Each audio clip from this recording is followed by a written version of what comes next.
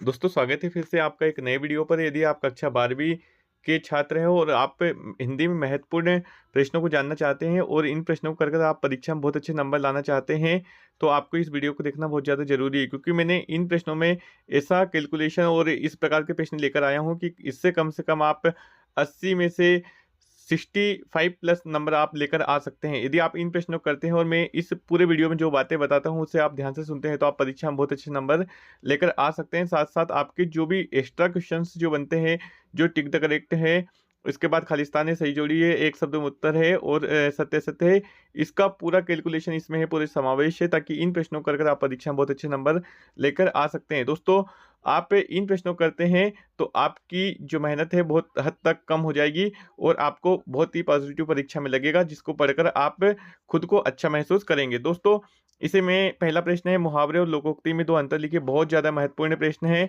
ढोलक की आवाज़ का पूरे गांव पर क्या असर होता था, इस प्रश्न को आपको जरूर करना है। भक्तिन के आ जाने से महादेवी अधिक देहाती कैसे हो गई थी, इस पार्ट से आपको एक प्रश्न करना ही करना है, क्योंकि परीक्षा में ये प्रश्न आता ही आता है। बच्चे किस आशा में नीड़ों से झांक रहे थे, लेखक ने शिरीष को कालजयी अवधूत की तरह क्यों माना है।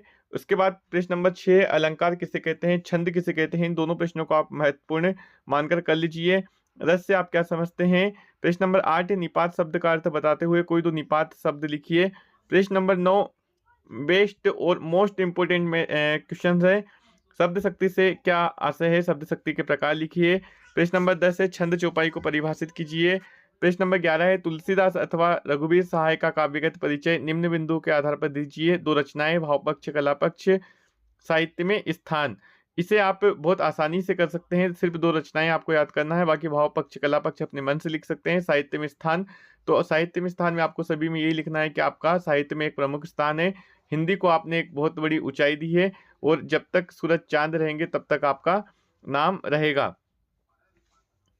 प्रश्न नंबर 12 आप देख सकते हैं, महादेवी वर्मा हजारी प्रसाद द्विवेदी का साहित्य परिचय, दो भाषाएं, भाषा शैली, साहित्य में स्थान। तो आप इसी प्रकार से इसे भी लिख दीजिएगा। पद्यांश गद्यांश बहुत अच्छे से आपको पढ़ना है और इसमें पढ़ने की कोई भी आवश्यकता नहीं है, आप अपने मन से बहुत समझ से इसे लिख सकते हैं, बिना पढ़े इसका आप आंसर लिख सकते हैं। इसमें आपको बस प्रसंग और संदर्भ में बहुत अच्छे से ध्यान देना है। संदर्भ में आपको ये लिखना है कि उपरोक्त पंक्तियां हमारी पाठ्यपुस्तक से ली गई है, इसके लेखक ये है। यदि नहीं पता है तो आप उसे छोड़ भी सकते हैं। प्रसंग में आपको जो भी ऊपर दी गया है 4-5 लाइन, उनमें से एक लाइन को आप किसी को भी उठा के लिख दीजिए तो आपका प्रसंग कंप्लीट हो जाएगा। व्याख्या में एज इट इज लिख दीजिए आप, तो आपको किसी प्रकार की कोई समस्या नहीं आएगी। यदि 4 नंबर का प्रश्न आता है तो आपको 3 नंबर तो किसी भी कंडीशन में मिल ही जाएंगे। आवेदन पत्र आपको एक तैयार करना है जिसमें ध्वनि विस्तारक यंत्र होगा। शिकायती पत्र आपको जरूर करना है, जिसे नगर निगम को लिखना हो या किसी पुलिस अधिकारी को लिखना है। द्वितीय प्रति जो हम मार्कशीट मंगवाते हैं माध्यमिक शिक्षा मंडल से, इसकी तैयारी आपको करना है। और एक प्रश्न और इम्पोर्टेंट निकल के आता है, प्रश्न नंबर 17 आप देखिए, आत्मकथा जीवनी में अंतर, खंड काव्य महाकाव्य में अंतर आपको करना है। छंद दोहा चौपाई का आपको बहुत अच्छे से कर लेना है। उसके बाद यदि देखें, आप सही विकल्प चुनकर लिखिए। कभी किसका भार लिए फिरता है, तो आपको इसका उत्तर लिखना है जग जीवन का। धूत काही अवधूत काही किसकी पंक्तियां हैं, तो ये है तुलसीदास की। बाजार कब जाना चाहिए, इसका आंसर आपको लिखना है जब मन खाली ना हो। लुट्टन पहलवान ने हराया था, तो इसने डी जब डी ऑप्शन आपको लिखना है चांद सिंह को। इसके बाद छठवा है टीवी पर पांचवा है जूझ पाठ के लेखक है, तो इसमें आपको लिखना है ए, मतलब कि आनंद यादव। टीवी पर प्रसारित खबरों में सबसे महत्वपूर्ण है, तो इसका आंसर आपको लिखना है विजुअल नेट बाइट उपरोक्त सभी। देखते हैं आप अगला प्रश्न, रिक्त स्थान की पूर्ति कीजिए। बच्चे खालिस्तान में होंगे, तो बच्चे प्रत्याशा में थे। भक्तिन का वास्तविक नाम क्या था, तो लक्ष्मीन था। सौंद लगेगर मास्टर खालिस्तान पढ़ाने आते थे। मराठी और नाटक में पात्रों की संख्या होनी चाहिए अधिक या कम, तो अधिक। बीज रस का स्थायी भाव है उत्साह, और जिन छंदों में मात्राओं की गणना की जाती है उसे मात्रिक छंद कहते हैं। नव का अर्थ है आकाश, तो ये आपको कर लेना है। सही जोड़ी का मिलान आप देख लीजिए किस प्रकार से करना है, इसके आंसर भी मैंने नीचे दिए हैं, आप इसे बहुत अच्छे से कर लीजिए। और इन प्रश्नों को करते हैं तो परीक्षा में आप पूरे अपने जो भी 27-28 नंबर जो एक्स्ट्रा वर्क आता है उसे बहुत अच्छे से कवर कर सकते हैं। जो आप अगला प्रश्न देख सकते हैं, एक वाक्य में उत्तर है जिसमें आपको लिखना है ऊपा का जादू कब टूटता है? तो सूर्योदय के पश्चात। पहलवान लट्टन सिंह किसके पुत्र थे?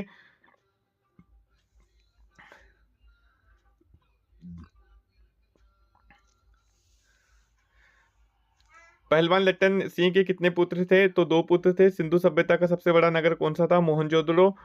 और आमतौर पर रेडियो नाटक की अवधि कितनी होनी चाहिए? 15 से 30 मिनट की। शब्दगुण कितने प्रकार के होते हैं? 3 प्रकार के होते हैं। दूसरा घर कर लेना मुहावरे का अर्थ है, दूसरा विवाह कर लेना, और क्रिया विशेषण की परिभाषा लिखना है 7वें नंबर पर। तो जिन शब्दों से क्रिया की विशेषता का बोध होता है उसे क्रिया विशेषण कहते हैं। शब्दगुण कितने प्रकार के होते हैं? तो इसमें आपको लिखना है माधुर्य, ओज और प्रसाद। अगला प्रश्न आप देखें, सत्य असत्य है। तो परचेसिंग पावर का अर्थ है क्रय शक्ति होता है, तो ये सत्य है। शिरीष का फूल संस्कृत साहित्य में बहुत कठोर माना जाता है, तो असत्य लिखना है। राखालदास बनर्जी 1922 में मोहनजोदाड़ो गए थे, तो इसको सत्य लिखना है। कहानी का नाटक रूपांतरण असंभव है, तो ये असत्य है। और करुण रस का स्थायी भाव रति है, ये भी असत्य है। और प्रिया बहुत बातूनी है में बातूनी शब्द का विशेषण है, तो ये असत्य है। दोस्तों आपको ये जितने भी प्रश्न नीचे दिए गए हैं इनके आंसर भी दिए गए हैं, तो आप इसे बहुत अच्छे से कर लीजिए। आपकी परीक्षा में बहुत अच्छे अंक आने की संभावना है। दोस्तों उम्मीद करता हूँ आपको यह वीडियो अच्छा लगा। यदि वीडियो अच्छा लगता है तो वीडियो को लाइक करिए, अपने दोस्तों के साथ ज़्यादा से ज़्यादा शेयर करिए। Thank you friends.